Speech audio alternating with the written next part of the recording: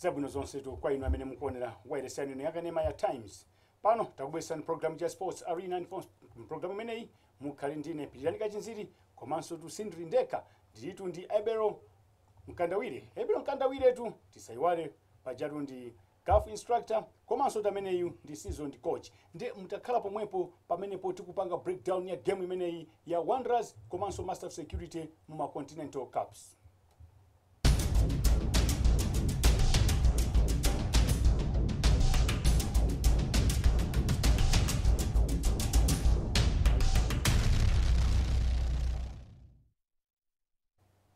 Chabwino mongandane nakaletu program ya Sports Arena ndikhale ndikucheza ndi Ebero Mkandawire kulongosolera nkhani zosiyana-siyana maka nkhani yokhudzatu Confederation Cup. Amene watu muli Confederations Cup kumene kumamenya Master Security ndi timu ya mdziko la Angola, Petro de Rwanda, komanso tu palinso Nomads imene tinali mu Kinshasa kumeneko imakamenya CAF Champions League kumene kuti nayonso imamenya ndi timu ya AC Vita. Wanderers yaluza 4-0 pamenepo Master Security yaluza 5-0. Ebel mwina mwachetisana ambe kuona game by game. Taona Wanderers kuluza 4-0, Masters 5-0. Tikhoza kunazo kuti zikutanthauza chani malosa amene wawa pampira wathu kuno Malawi. Pili atingonena kuti chinthu cha number 1 kuti ntchito ilipo yaikulu kwambiri kwa ife makochi ni maplayers kuno Malawi. Must work extra hard. Sationeseratu apa kuti ona matimu osawira awa alinda zigoli 9. Kuti ntchito ilipo kuti tiphunzire nditu. Ezimanana security kuti chachikulu ife tikaphunzira chani kuti tiphunzire watiele the learning stage shokatakhala ndaye tali osamenya mpira. Ni malizalisa ke said you should not expect ma miracles. Tilandile mentors wona papa. Nde apa ndiso tiyambi chani tiyambe kuphunzira so pano kuti what do you do after talandira chizi ngati zigoli mentalandira papa. Master Security yaluza 5-0 ndi timu imeneyi ya mdziko la Angola, Atletico Petro de Rwanda. Tinganene kuti kweni 5-0 imeneyi ikusonyeza chani? Were these people really prepared for this game? Kapena mwina mati anangopita just to participate. Yeah, mo Pitirani minutes ndinayambira. Taona ma preparation ama team atu mene zinaliri. Unali mavuto nkati, avansi Peter, even my training sinali bwino. Kumanya ma friendly games zipo kuti ma games tukuluza. Of course nangopita kuti yani kuti si talowa kali mkapu kuti at least tutikaphunzire. Sure mweni ngona ine Pitirani chachikuru kuti ife kuno Malawi. Matimu awiri akuchita present ziko losi la Malawi. Even matimu ena is a lesson kuti preparation imathandiza mkonzekere nditu game ma competition ali utali tiyambire tucha prepare. So kwa ife tasegula masu kuti ukonzekere umafunika nditu. Konzekera kuti osati ngochita pang'ono koma kuchita nditu from ngati tambira this tukuyamba this month team akonzekeretu kuti tikamenya league tikali ndi ma plan nditabwino kuti tikamaliza tikonzekere bwino. Komano honestly iweyo Abel, did you really think kunazo imene mangi Master Security yanatha kupanga hapo kina kali konse ndi timu imene ya mdziko la Angola? Yeah, get an experience anzatu acha. Of course ni matimu kuti they've got a lot of support financially ali bwino zonse zili bwino, and most of my players amene akusera timu ngati imene ambiri ni ma professionals. Ma players amachwa maiko siyana ife my players atakonkuno, so you can't compare nditu kutali kwambiri koma chosangasa kwambiri Pitirani chakuti ine ndi Master Security they managed to contain team ija first half and the first half achinzi goal chimozi, which shows kuti pena pake ife wa Malawi tikutalimbikira izetu kusogolo sititenga nthawi ife sinatifika nditu mira afika nzatu hapo. But why do you think kuti second half team inakufikira tukungopangidwa to break down basi and concede all those goals? Yeah. Tinene zoti kapena mwana kinali fitness level yao sinali bwino anyamata bino Master Security. Yeah, in the second half na is the fatigue, you see. Because one kuti anamenya nditu paka something mimi so omalizira with when team ijena chinya to goal chimozi. Yeah, so the second half nikuti anzatu aja anachita study. I want to know fatigue. So inaona zoti fatigue yalo second half. Then team anzatu aja anawe ndi zeru zina zake so pano kuti they were just attacking throughout. I want to ando aja ta forward chwa chigoli chija chinacha demoralize ife. So tunalimba nditu mpaka kamenisi nditu kwa kuti kapena tikhala njani first half osachinyisa. Ngocha chigoli chije bona second half anzatu just came in flat out. So it was very difficult to Kanyamata anzatu also the more experienced than ourselves. So that's what one second half anachia zigoli zambiri. Komano ukaonesesa 5-0, do you really think unazo kuti Master Security ndi chance yoti they can reverse the tables? My chances are not technically they are out. Technically out. I mean, team imene kuti zachinye for 5 goals. 6-0. Yeah, kuti ndimpira pitani kuti tinezoona papa. Imene zafika papa. Aliyense muno kuti chachikuru kuti it's atonesa nyamato. At least apita first half achita contain team ija zangovuta second half. I mean, timaona kuti ngati team imene ija pitani achita 5-0. It shows kuti Malawi tikatalimbikira zikoza kutheka chuka hedi binu yapita matimu ngati let's say for example yapita matimu ngati BB we expect kuti sisi kana khala choncho koma timu kuti sina konzekere bwino at least yaluza 5-0 umaona kuti there's a future kuti let's just encourage one another kuti kusogolo anzathu so nazo tilimbikire bwino ma games amene akubwera kusogolo chabwino taiona master security tatenti taiona sopano panopo before Wanderers imene sotu yaluza 4-0 zimene zikutanthauza chani pa before Wanderers ukaonesesa mwina tinali ndi mpata uone some of the clips pa YouTube ukaonesesa pamene paja vuto lenileni la Wanderers nali chani ebe mpira amanena kuti zikole zibwere pamakhala zifuka ndi zimakhalapo number 1 marking sama maka mara team yatu sima maka manuma sama maka amasi anthu umwana analinda mpira chigoli chamba analamba mpira from right mundu ngoenda nawo mpira kumuyangana just jogging mpira bena kuti waluza mpira the first thing kumakiratu timasi anthu waja kupasa na mpira ngoyangana siti mama maka yayi we give me a lot of space timapasa ule ngwambiri we second to the ball akalanda mpira timasi atalandire mpira kena kupira kwa maka simunga manga chonchi timatimu ngatamene level experienced players and some chedo manga ngopleka to 1 akangopeza mpira amango pa space upeza pa defenders and they make sure that they were spreading our defenders kwatsegula ndicho choncho ndi amango pampata pacha akangopeza mpira upeza kuti control no pressure angumuyangana mundu ngoyenda ni mpira so in football you can't play like see we need pressurizing the players komanso zimachita kuonesiratu kunazo kuti mwina mwache timu imene ya AC Vita zimoneka kunazo kuti tuma players awo ndithu anali achangu kwambiri pa mpira mwina mwake than Wanderers.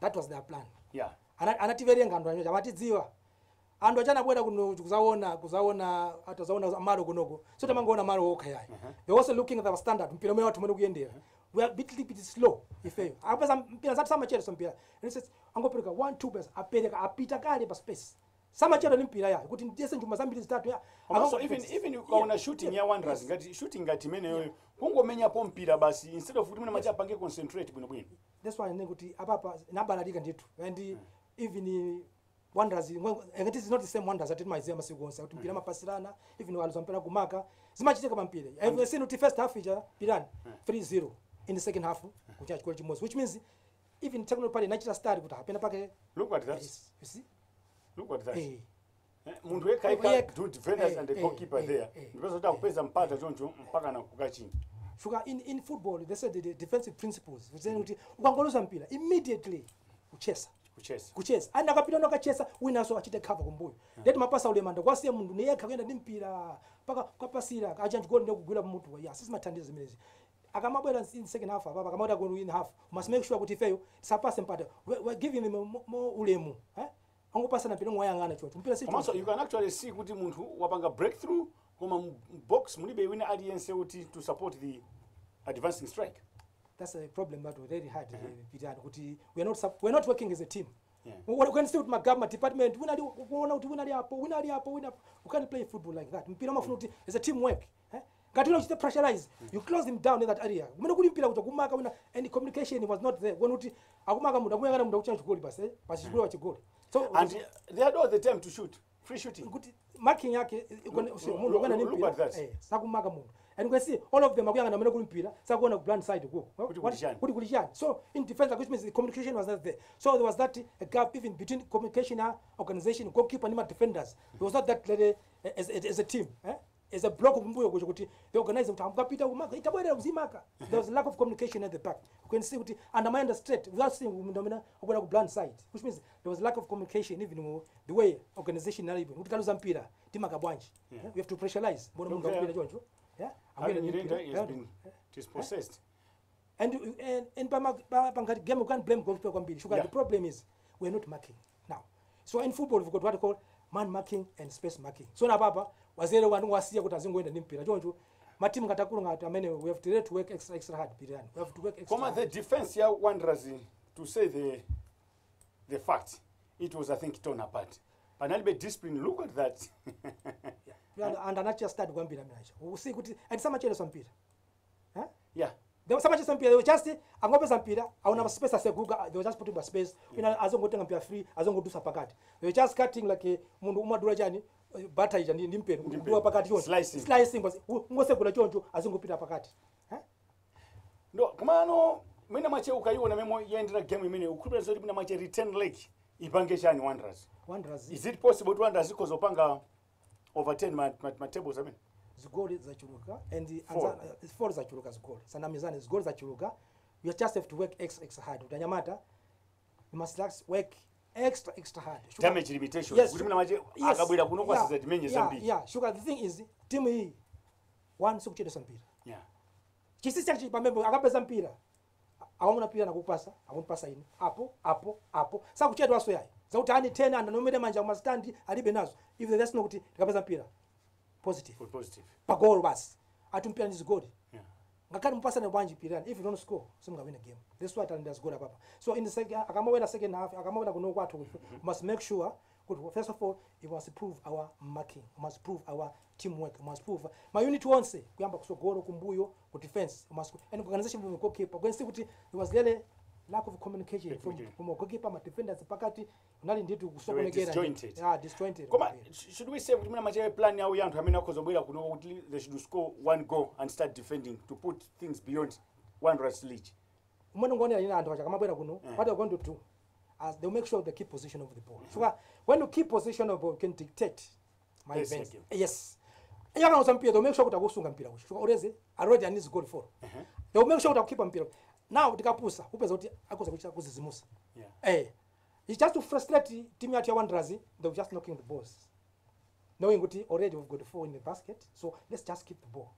but what it in the Wanderers kuti apita yo upeza kuti counter attack these guys are experienced and you said it even you preview ya to your Friday kunazo danthu hawawa kwambiri they will wait Wanderers to come and punish them on counter attacks. That's it. And you can actually see how that second goal came. How Mtujana ended it was on a counter attack situation. Those guys and that akamabela mpira ama imerenga team ine shuka ma system pirani they're just there just to guide us but mkati mgandu mucho it is the player kuganiza kwambiri aboyera asi space kumbuyo ningopira ku right uyazongo nyamura pa space pacho wina ngopira kutenga mpira now my defenders if mapita da 4 wina upita kati noti akama defenders 3 na akutasatire pacho noti apide kunukasala ma defenders avili basi akobe that's why one is very simple shuka they were stretching our defenders now my space acha amangwera mpira pamene wina mangwera ngola space buja basangopita kokipa kwera basangoika pa goal and pena sama apanga draw mbali mozi kumushia blind side yes now akamucha mbali mozi muja nikuti ma players atu osa mayangana kuli mpira sama yangana kumbuyo eze zatu pazi kuti akopeza ngunyamura mundu amangubele bwino goalkeeper basangovinga chigulu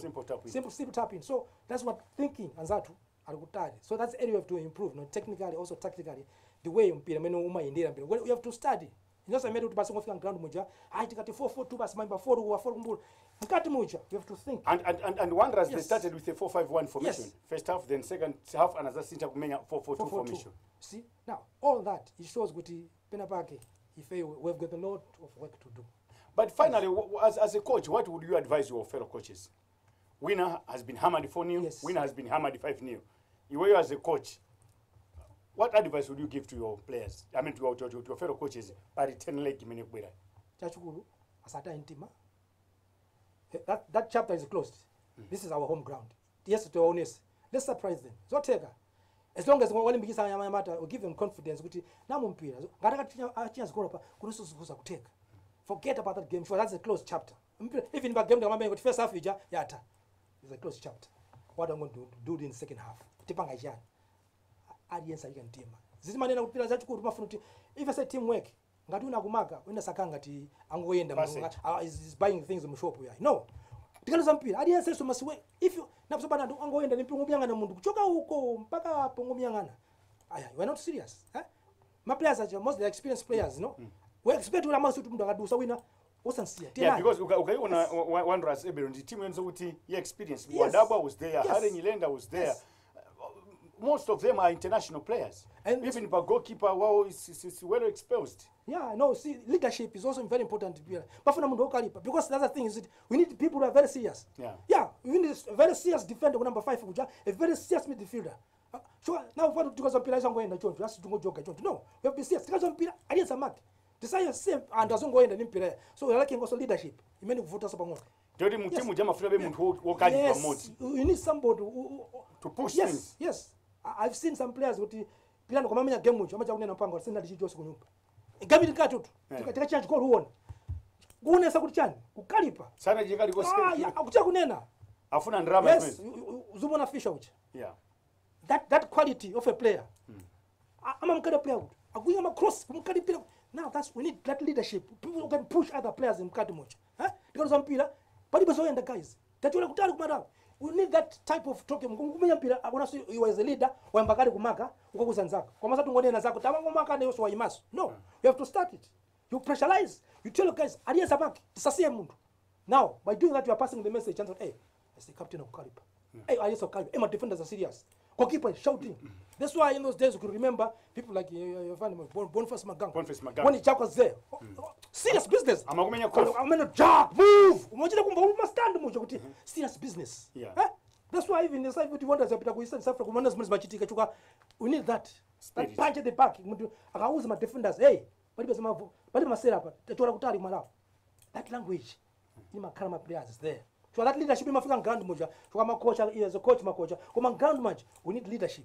One in the midfield, even the top striker. Serious players. Yeah. Like drop a type I also go kucha.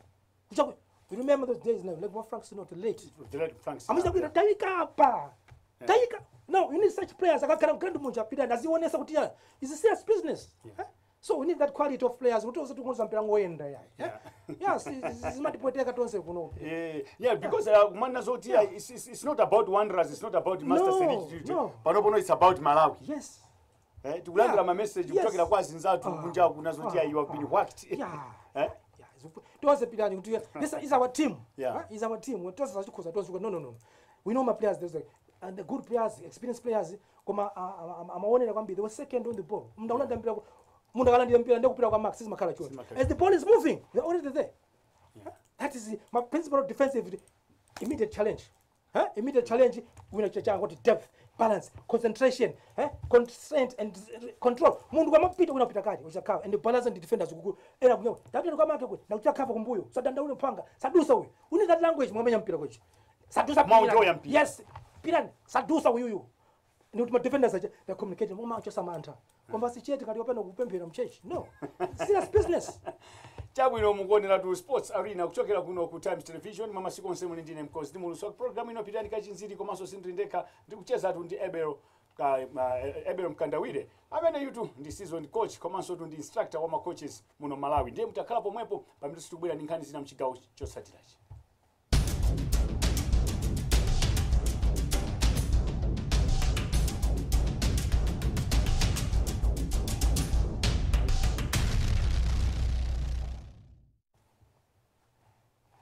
Chabwinoto monga ndanena kale mukonera sports arena kuchokera kuno ku Times Television. Panotu muna machetaona ku Confederations Cup komanso ku CAF Champions League. Ndiye tatenti tapita ku Mangalande tingoona kuti kodi magame anaseweredwa bwanji. Marizats anali chonchi mu English Premier League. Tottenham 1, Arsenal 0, Swansea 1, Burnley 0, West Ham 2, Watford 0, Huddersfield 4, Bournemouth 1, Everton 3, Crystal Palace 1, Stoke City 1, Brighton Albion 1, Manchester City 5, Leicester City 1, Newcastle 1, Manchester United 0, pamene pa Southampton 0, Liverpool 2. Surprise game inalitapa Manchester United losing to Newcastle. Vyani mpira, masiku ano mpira zakuti zamaina zinata. It shows kuti mpira my teams are improving. Mpira uone umene Manchester United, my players amene kumene kuti. Quality top players. Yeah. Top players. Top coach. Kuluza wanze ni Newcastle. Now you look at the coach amena rumbali ina which. Bentes. Yes. Experienced coach. He knows Man U. So he knew how Man U play. Yes. That's why I'm putting on Makala Masam. American Zap. Experienced coach. He knows the coach, he knows the players. He has been in the Premier League, he knows everything. He knows my weaknesses and my strengths. I want to see Rokomukaja was a chinya. So Nanzatu, when they plan, what change goal was a lose. Ona, it shows good and Wajama Kalapans. Am I wearing a game? My players are ja. And my players and other professionals, they follow the instructions of a coach. That's another thing. My team and Zatwa. My players are my kind of professionals. even my players acha they understand their coach akamoza mpanga zakuti babe zochita makaniso ya you just follow the instructions amabwana ni plan kuti today team iyi pali wakuti pali Kaku pali wakuti pali pakati paja na opeza mpira mpange 1 2 3 1 2 3 the players they follow these instructions upaza kuti one tikangochecha kwa chimozi you defend in this way, you know. It's not about the system only, but now it is technically my players kuti tikangoti tachinja goal, next thing just close this, shut this door, open this door, pass. All right. Taiona Manchester United imeneyo losing 1-0 to Newcastle. TSO tuone hapa Arsenal nayonso ya luzanso ndi Tottenham 1-0. Mpira. Just imagine. And panopo ndi kuti Arsenal panopo yapitano pa position number 6, 27 games 45 points. Zinalo mpira just agula player wanyuani. Ubwela kumene kuja. Koma zindo. Yes, ni mpira. And Tottenham you can see umana kuchinja goal. Kane umana kuchinja goal. Yeah. How he's scoring goals. You know, a strike umaze tu uyimuntu ni striker. Striker. Yes. Any chance he doesn't miss. You see? Harry Kane, I think in the many panopo kanga tuwaibereka kwambiri timu imene ya Tottenham. For some years I think he has been playing very good football. He has been consistent in Super League. Zimene unena kuti Pirani leadership. Yeah. Zimene unena leadership nditi? Imene. Yes. But ata ngwema anamisa chigoli china. Kuchita kuira utocho. Kumenya pansi. Kuchita kumenya pansi kuti ndaluza chigoli nameza chance. Yeah. Is a lesson to our players. Wamenya chance. Waluza chance kuti uchinje chigoli pesa ngoenda. Sizi kumkhuza. Wona nzatwa. Akutaluza chance ichi. Is coming back. Next chance uchinje chigoli. Yo one yomweyo. Team ya win. You see? Tuone Manchester City versus Leicester City 5-1. Tisinazoti panopo these are runaway leaders pano Manchester City. Amene watenga to English Premiership. Guardiola jana kukhala kwake. If you check his background, his record, even when he was Barcelona, and I'm a John Joto, he was just hitting. And but coach Guardiola uja zimene anatenga kwa ndani that chap John Crawford. Yeah. He learned a lot of things. So he was his player in the midfield. Yeah. Then he brought some toss mpira uti when you attacking. But he was onyengera. Is a mass attack. And mpira ko Holland do Yeah. Yes, he brought that type of football. Yes, that type of football. Amatiaja total football. When you're attacking, what's a hope? You can see when they're attacking these guys, anyone can score. Arias Amachinya. What's a hope? So you give that confidence to our players. You can see. But now, he has got as many as well. He went also to Bayern Munich. He did the same thing. Now, kundali ku Manchester City kuja, there is his colleague. I mean, he's now one of the chairman of Manchester City. They're playing together in the midfield of Barcelona. So you know this guy, Abuelo Gun, you can see the results. Yeah. You can see the results. Mpira umoyo cha. Barcelona type when we're attacking. Suma nyengirera ya. Yeah. You attack as a team. Yes, you attack as a team. Hit us 2, hit you 4. Yes. Somehow kuti TN guys just go enjoy your game. When I'm moving forward, Arias apite. Ukaluza, it's okay. So Anyamata have got that confidence. You can see how chance go to 5, 4, 3, and now chance go to something. And even my games in Abuela, they were hitting goal sugar. Now there's that confidence. Any team that comes, if it don't go change goal. So you can see what yeah. Chifukwa ndio panopo ya 16 points gap, and with Manchester he pays 16 points many I think in 2. And that's why even Mourinho jana out to experience coach that atengera to league. So akumzia mundu umanafika baba. But you can get this ngateke nsuya. You see? Chabu inoebero I think ititseke bwaloli tione kunazo kuti anzathu erati buleselezo tani pa bwaloli. Mumaonera tu Sports Arena kuchokera kuno ku Times Television. Mama sikonse mnali ndine mkonzi muluswa programu inopirira likachinziri komanso tu programu uno sinali ndeka ndimacheza ndi Ebelo Mkandawire amene tu ndi season coach unikirana zina ndi zina zokhudza masewero muno Malawi komanso kunja kwa dziko lino. Ndembo tazakhala pompo tulachisanu lino pomwenso tubwera ndi nkhani zina zabwino zonse pamene mukuonera Times Television.